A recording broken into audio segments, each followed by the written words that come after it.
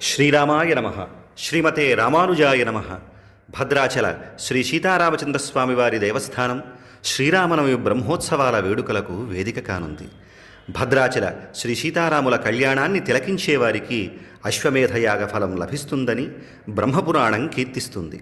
అదే ప్రకారంగా శ్రీరామ మహాపట్టాభిషేకాన్ని దర్శించేవారికి కూడా సకల శుభాలు చేకూరుతాయని పరాశర పురాణం అంటున్నది.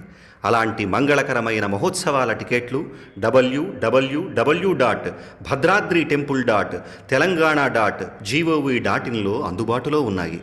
భక్తులు ఈ సౌకర్యాన్ని వినియోగించుకోండి. ది 27/3/2026 నాడు జరిగే శ్రీ సీతారాముల కళ్యాణాన్ని, అలాగే ది 28/3/2026 రోజున జరిగే శ్రీరామ మహాపట్టాభిషేకోత్సవాన్ని దర్శించి తరించవలసిందిగా విన్నవిస్తూ శ్రీరామ సేవలో కార్యనిర్వహణాధికారి శ్రీ సీతారామచంద్రస్వామి వారి దేవస్థానం భద్రాచలం.